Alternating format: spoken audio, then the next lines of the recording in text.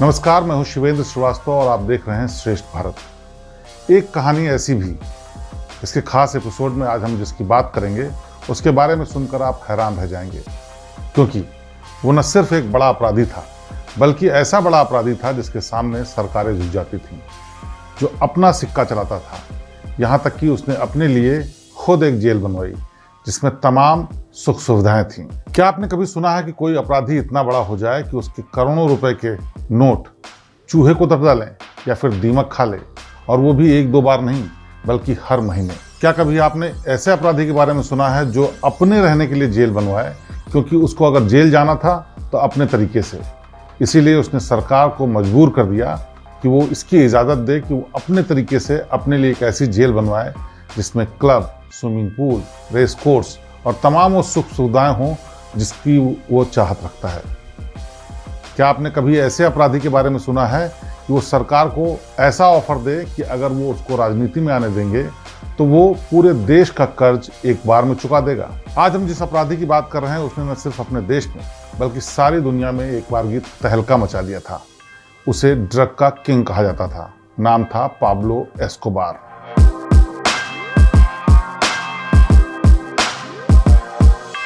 किसी भी आम बच्चे की तरह 1950 के दशक में एक बच्चे का जन्म हुआ।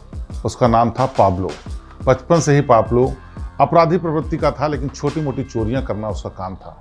इलाके के लोग उससे दहशत खाते थे क्योंकि वो हर किसी से पंगा ले लेता था और न सिर्फ झगड़ा करता था बल्कि इस हद तक झगड़ा करता था कि अगले को कोई बड़ा नुकसान कर देता था।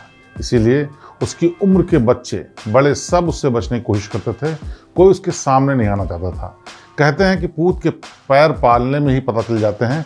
उसी तरीके से किसी बड़े अपराधी के बारे में बचपन से ही लोगों को दिखना शुरू हो जाता है कि वो किस राह जा रहा है। लेकिन किसी को इसका भी अंदाज़ा नहीं था कि पाब्लो बड़े होकर के इतना बड़ा ड्रग किंग बनेगा कि देश की सरकार ही नहीं बल्कि दुनिया की सरकारें हिल जाएंगी। पाब्लो एस्कोबार के अपराध की कहानी शुरू होती है 1970 के दशक से, जब कोलंबिया में ड्रग्स का कारोबार तो होता था लेकिन कोई कार्टेल नहीं था, यानी कोई संगठित अपराध का संगठन नहीं था जिसको कोई हैंडल कर रहा हो। छुटपुट ड्रग के डीलर थे जो कि अपने देश, अपने इलाके में ही ड्रग का कारोबार करते थे, और न संगठित होने की वजह से तमाम तरीके की दिक्कतें अपराधियों के सामने आती थीं और पुलिस को भी इस नेटवर्क को पकड़ना मुश्किल था, क्योंकि कोई संगठित नेटवर्क नहीं होने की वजह से लोगों को आइडेंटिफाई करना मुश्किल था। इसीलिए पुलिस की तरफ से भी लापरवाही ये कि इनको हैंडल करने के लिए कोई ऐसी टीम नहीं बनाई गई थी जो कि इनको पकड़ने का काम करती, ड्रग के कार्टेल को रोकने का काम करती। इसी बीच 1970 के दशक में एंट्री होती है पाब्लो एस्कोबार की। उसने न सिर्फ कोलंबिया में बल्कि देश के बाहर दूसरे देशों में भी ड्रग का कार्टेल करना शुरू कर दिया। यानी ड्रग्स का वो कारोबार जो न सिर्फ संगठित था बल्कि इतिहास में पहली बार ऐसा नेटवर्क तैयार हुआ जिसने सरकार की नींदें उड़ा दी। पुलिस के लिए इस नेटवर्क को कंट्रोल करना इसलिए मुश्किल हो गया क्योंकि पाब्लो एस्कोबार की एक कहावत थी, या तो रिश्वत लो या फिर जान दो। यानी जो भी उसके नेटवर्क को दिक्कत पैदा करता था या पुलिस उसको रोकने की कोशिश करती थी, उसको वो मार देता था। पहले उन लोगों को लालच दिया जाता था और अगर इतने पर भी वो नहीं मानते थे तो उनका कत्ल कर दिया जाता था। पाब्लो एस्कोबार के खाते में 2000 से ज़्यादा हत्याओं का जिम्मा था जो इस ड्रग कार्टेल के रास्ते में आई थी। इनमें पुलिस, अफसर, सरकार के लोग, नेता और तमाम आम आदमी थे जो कि उसके रास्ते का रोड़ा बनना चाहते थे। पाब्लो एस्कोबार ऐसे पाब्लो एस्कोबार नहीं बना। उसने सबसे पहले जब ड्रग के धंधे में अपना हाथ रखा, उससे पहले जो छुटपुट माफिया लोग थे जो छोटी मोटी डील किया करते थे, उन सब की एक मीटिंग बुलाई और उस मीटिंग में उसने खुलेआम ऐलान कर दिया कि आज से इस कार्टेल का जिम्मा मेरे हाथ में रहेगा और अगर किसी ने मुखालफत की तो उसके बाद उसको उसका अंजाम भुगतना पड़ेगा। इस बात को सुनने के बाद कोलंबिया के तमाम इलाकों के जो छोटे मोटे डीलर थे वो बेहद नाराज़ हो गए। उन्होंने फैसला किया कि पाब्लो एस्कोबार को पहले ही रास्ते से हटा दिया जाए ताकि वो किसी भी तरीके से उन पर हावी न होने पाए। उन लोगों ने प्लान बनाया और पाब्लो एस्कोबार को मारने के लिए साजिश भी रची, लेकिन शायद पाब्लो को पहले से ही पता था कि जब इस धंधे में वो वर्चस्व हासिल करने के लिए आगे बढ़ेगा तो ये लोग उसकी मुखालफत करेंगे, लिहाजा उसने पहले ही तैयारी कर ली थी। बताते हैं कि उस वक्त उसके पास इतने पैसे नहीं थे, लेकिन अपनी आय का ज़्यादातर हिस्सा उसने इस बात में खर्च कर दिया कि जो उसके विरोधी हैं उनको कैसे ठिकाने लगाया जाए। उसने आसपास के इलाकों से बदमाशों की एक टीम बनाई, उन लोगों को हथियार दिए, पैसे दिए और जिसने मुखालफत की थी उन सब का कत्ल करवा दिया। इतने खतरनाक इरादों के साथ उसने इस धंधे में कदम रखा कि इस घटना के बाद, जिसमें करीब 17 छोटे मोटे डीलर्स को उसने कत्ल कराया था, उसके बाद हलचल मच गई और लोगों के पास विकल्प नहीं बचा कि इसकी शरण में न जाएं तो क्या करें। हालांकि वो लोग ये नहीं जानते थे कि अभी पाब्लो एस्कोबार ने इस धंधे में हाथ रखा है और उसके पास पैसे बिल्कुल नहीं हैं। लेकिन ये पाब्लो की ही तरीका था, पाब्लो का ही ये प्लान था कि वो सब कुछ खर्च करके पहले इस धंधे की जड़ों तक जाएगा, इस पर काबिज होगा और उसके बाद फिर अपना नेटवर्क फैलाएगा। और उसने ये ऐसा ही किया। पाब्लो एस्कोबार के बारे में कहा जाता है कि वो धीरे धीरे इतना अमीर होता चला गया कि वो हर एक पार्टी, हर एक देश के ड्रग कार्टेल का किंग पिन बन गया और वो जिस तरह से चाहता था, जहां चाहता था और जितनी मात्रा में चाहता था, वो ड्रग की सप्लाई करता था। पुलिस का नेटवर्क और तमाम प्रशासन के लोग उसका कुछ भी नहीं बिगाड़ पाते थे, क्योंकि उसने पहले ही या तो रिश्वत खिलाई होती थी या फिर इतना धमका दिया जाता था कि अगर किसी ने हाथ डालने की कोशिश की तो उसकी जान जानी तय थी। पाब्लो एस्कोबार ने जब अपने धंधे को बढ़ाना शुरू किया तो उसने अपने ऑर्गेनाइजेशन का नाम रखा मेडलिन ड्रग कार्टेल, यानी उस इलाके का वो सबसे बड़ा संगठन जिसके अंडर में तमाम ऐसे नेटवर्क के लोग आते थे जो छोटे मोटे या तो धंधे कर रहे थे या दूसरे देशों से ड्रग की सप्लाई कोलंबिया की तरफ या कोलंबिया से बाहर की तरफ कर रहे थे। उसने पैसों के बल पर उन सब को काबू में किया और बहुत सारी हत्याएं कराईं। अगर रिकॉर्ड्स पर यकीन करें तो उस वक्त यानी 1970 के दशक में पाब्लो एस्कोबार ने अपने विरोधियों को ख़त्म करने के लिए $16 करोड़ की भारी भरकम रकम खर्च की थी। यानी आज की तारीख में अगर देखा जाए तो यह रकम करीब 500 करोड़ के आसपास होती है। 500 करोड़ रुपए खर्च करके उसने उस वक्त अपने विरोधियों को ख़त्म किया था ताकि वो एक छत्र राज कर सके। उसके बारे में तमाम किस्से कहानियाँ अभी भी प्रचलित हैं कोलंबिया में और उस इलाके में जहाँ पर लोग ड्रग का अभी भी कारोबार करते हैं। उस समय यूनाइटेड स्टेट में इस पर रोक लगाने के लिए बड़ी भारी भरकम टीम तैयार की गई थी, जिससे कि किसी तरीके से ड्रग्स उनकी तरफ ना आ पाए या फिर इसका कारोबार ना हो पाए। लेकिन पाब्लो एस्कोबार किसी से भी नहीं खौफ खाता था और वो लगातार अपने धंधे को न सिर्फ बढ़ाता जा रहा था बल्कि सरकार के लिए भी खतरा पैदा करता जा रहा था। पाब्लो एस्कोबार के बारे में बहुत सारे किस्से मशहूर हैं। बताते हैं कि धीरे धीरे उसने 90 के दशक से कुछ वक्त पहले इतना पैसा इकट्ठा कर लिया कि उसको पैसे रखने में दिक्कत होती थी। उसके पास कई ऐसी जगह थी जहां पर वो पैसों की गड्डियां यानी डॉलर्स की गड्डियां इकट्ठा करता था और हर साल करीब $1 बिलियन की रकम केवल चूहे या दीमक उतर जाते थे। और उसके पास सुरक्षा के इतने इंतजाम होने के बावजूद भी इस पर वो रोक नहीं लगा पा रहा था, क्योंकि आमतौर पर ये भंडार गृह जिनमें नोटों की गड्डियां रखी जाती थी वो समाज और दुनिया से छुपी हुई जगहों पर होती थी, जहां कानून की नज़र न पहुंच सके, लोग न जान सके। और ऐसी अंधेरी संकरी बिल्डिंगों में वो नोटों की गड्डियां रखता था और वहां पर चूहों का आतंक था। और कई बार ऐसा हुआ कि ट्रकों में भरकर डॉलर कुतरे हुए सड़कों पर फेंके गए, क्योंकि पाब्लो एस्कोबार की अथाह संपत्ति को दीमक चाट रही थी या फिर चूहे कुतर जा रहे थे। इतना ही नहीं, पाब्लो एस्कोबार के बारे में मशहूर है कि जब उस पर कानून का शिकंजा कसने की सरकारों ने कोशिश की तो उसने एक ऑफर दिया कि वो खुद अपने नेटवर्क को बंद करके एक जेल में रहना चाहता है और इसके लिए वो खुद अपनी एक जेल बनवाएगा। शुरुआत में तो सरकार इस बात के लिए तैयार नहीं हुई, लेकिन जिस तरह से नवयुवक और तमाम लोग ड्रग की चपेट में आ रहे थे, सरकार के पास कोई ऑप्शन नहीं था। चुनाव होने वाले थे और उसने इस बात की घोषणा खुलेआम कर दी कि अगर सरकार चाहे तो वो अपने सारे नेटवर्क को बंद कर सकता है, लेकिन उसकी कुछ शर्तें मानी चाहिए।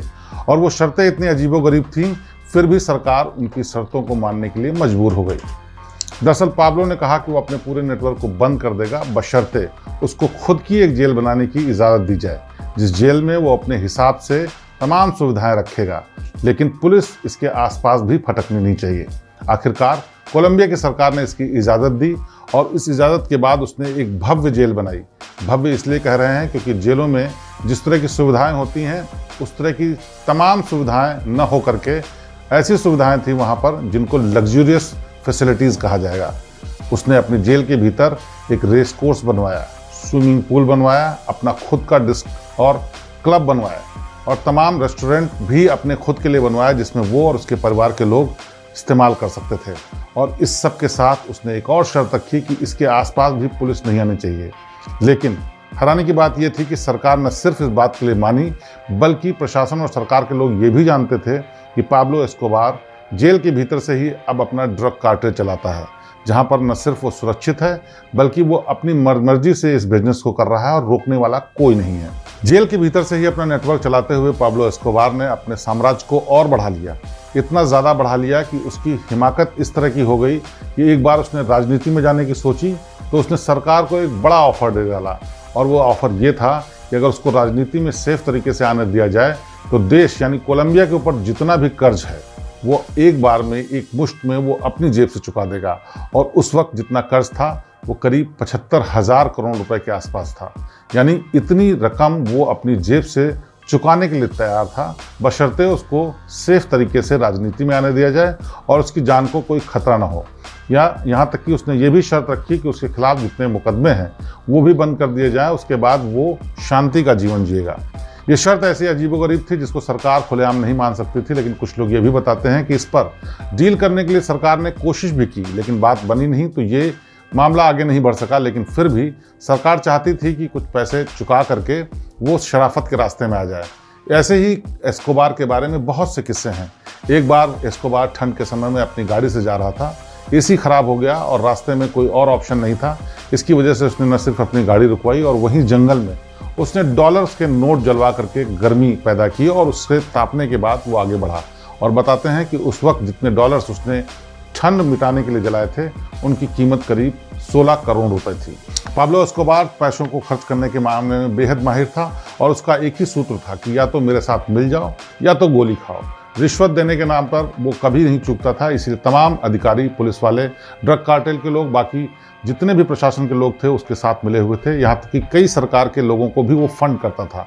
उस वक्त बताते हैं कि जब सरकार के लिए चुनाव होता था, पाब्लो एस्कोबार के पास चंदा मांगने वाले लोगों की हर तरफ की भीड़ होती थी, चाहे वो पक्ष का हो या विपक्ष का हो, वो सबको बराबरी से देता था। यहाँ तक कि उसकी गरीबों में भी रॉबिन हुड की इमेज थी। उसने पूरी दुनिया में 800 मकान बनवा रखे थे, जिनमें या तो खुद जाता था या फिर तमाम ऐसे संगठन या संस्थान चलाता था जो समाज कल्याण के लिए काम करते हैं। यानी ड्रग के पैसे से समाज कल्याण भी पाब्लो एस्कोबार करता था। पाब्लो एस्कोबार अपने पैसों के दम पर तमाम ऐसी भी चीज़ें करता था जो आम अपराधी के लिए करना मुश्किल है।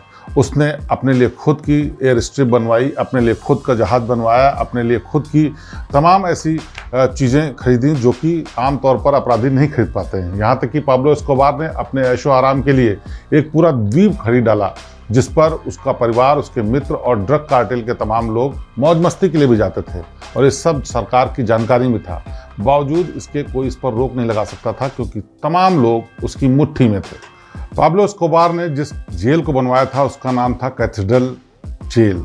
यानी उसने अपने खुद के लिए जेल बनवाई थी, क्योंकि उसको डर था कि किसी दिन उसको किसी न किसी मामले में गिरफ्तार किया जाएगा। इसलिए उसने खुद ही अपने लिए तय कर लिया कि वो जेल में रहेगा। बताते ये हैं कि एक बार उसके खिलाफ मुकदमा चल रहा था और अदालत उसके खिलाफ फैसला देने ही वाली थी, लेकिन ये कतई पाब्लो को गवारा नहीं था। लिहाजा उसने अपने लोगों से सुप्रीम कोर्ट ऑफ कोलंबिया पर फायरिंग करवा दी, जिसमें कई लोग मारे गए, जजेस की भी जान गई। इसके बाद सरकार ने इस मुकदमे को ही बंद कर दिया। आप समझ सकते हैं कि पाब्लो के आतंक का आलम ये था कि न सिर्फ सरकार, जुडिशरी, पुलिस, प्रशासन, ड्रग कार्टेल के लोग और उसके विरोधी सब उससे डरते थे। इसी के साथ उसकी दुश्मनी इतनी ज़्यादा बढ़ती जा रही थी कि ऐसा लग रहा था कि पाब्लो एस्कोबार घिर जाएगा। इसीलिए उसने राजनीति की शरण में जाने की कोशिश की। तमाम कोशिशों के बावजूद उसको इस पर सफलता नहीं मिली। हालांकि उसका सपना था कि वो एक बार वो कोलंबिया का राष्ट्रपति बने, और इसके लिए जितनी भी रकम खर्च होनी थी उससे ज़्यादा की रकम उसने इकट्ठा कर ली थी, और इसी कोशिश में वो लगातार लगा हुआ था।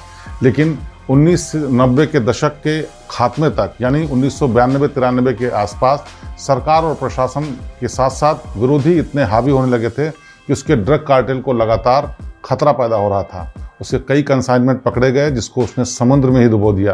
वो कार्टेल को नेटवर्क में ले जाने के लिए अपनी खुद की पनडुब्बियां इस्तेमाल करता था, जिसमें उसके लोग होते थे और ड्रग की बड़ी खेप होती थी। उस वक्त पाब्लो के नेटवर्क में जिस तरह की खेप देश से बाहर और पूरे यूरोप में और अमेरिका में जाती थी, वो इमेजिन करना ही मुश्किल था। एक दिन में 70-80 टन ड्रग्स इधर से उधर होती थी, और उसको कोई नहीं रोक पाता था, क्योंकि सब उसके नेटवर्क के लोग थे। इसी तरह उसने 1992-91 के आसपास फिर से एक बार कोशिश की। कोलंबिया में चुनाव होने वाले थे और कई ऐसे कैंडिडेट थे जो राष्ट्रपति पद के लिए तैयार हो रहे थे, अपनी तैयारी कर रहे थे। ऐसे में पाब्लो ने एक विरोधी को रोकने के लिए उस पर गोली चलवा दी। इसके बाद तमाम लोग उसके विरोध में आ गए और उसको ढूंढने की कोशिश शुरू हो गई। ये बात है दिसंबर के महीने की 1993 की, जब लगातार पुलिस और प्रशासन उसकी तलाश कर रहा था, लेकिन पाब्लो हर बार चकमा दे रहा था। 2 दिसंबर 1993 को लेकिन वो चकमा नहीं दे पाया और तमाम ऐसे लोगों ने उसे घेर लिया जो उसकी जान के दुश्मन थे। बताते हैं कि उस वक्त 3 तरफ से वो घिर चुका था। एक तरफ पुलिस की टोली थी, एक तरफ ड्रग कार्टेल के लोग थे और दूसरी तरफ वो लोग थे जिसको पाब्लो ने अपने नेटवर्क के टाइम में, अपने अच्छे दिनों में काफ़ी नुकसान पहुंचाया था। लिहाजा जब पाब्लो एस्कोबार तमाम तरीके से घिर गया तो उसने ये फैसला किया कि वो किसी के सामने, किसी के हाथ नहीं आएगा और उसने भागने की कोशिश की। लेकिन पुलिस की टीम काफ़ी मजबूत थी और कई लोग उसमें शामिल थे। भागने के दौरान ही पाब्लो एस्कोबार को पुलिस ने मार गिराया। तो इस तरह से दुनिया के सबसे बड़े ड्रग कार्टेल को चलाने वाले पाब्लो एस्कोबार की मौत हुई। कोलंबिया के राष्ट्रपति का सपना देखने वाले इस आदमी ने तमाम वो काम किए जो एक अपराधी नहीं करने की सोच सकता है, लेकिन बावजूद इसके न सिर्फ उसने तमाम लोगों को डरा धमका करके अपने इतने बड़े कार्टेल को खड़ा किया, सरकार को मजबूर किया कि उसके लिए जेल बनवाई जाए। यहाँ तक कि राष्ट्रपति बनने के लिए उसने एक ऐसा ऑफर सरकार को दिया जिससे कि पूरे देश का कर्जा चुक जाएगा, लेकिन कुछ भी काम नहीं आया और आखिर में अपराध की दुनिया का एक बेताज बादशाह इस दुनिया से चला गया। लेकिन उसके किस्से कहानियाँ आज भी जिंदा हैं और ड्रग कार्टेल में काम करने वाला हर कोई आदमी, किसी को जाने या नहीं जाने, लेकिन पाब्लो एस्कोबार के नाम को हमेशा याद रखेगा। तो एक किस्सा ऐसा भी में आज की कहानी बस इतनी ही। देश और दुनिया की बाकी खबरों के लिए आप जुड़े रहिए श्रेष्ठ भारत से। नमस्कार।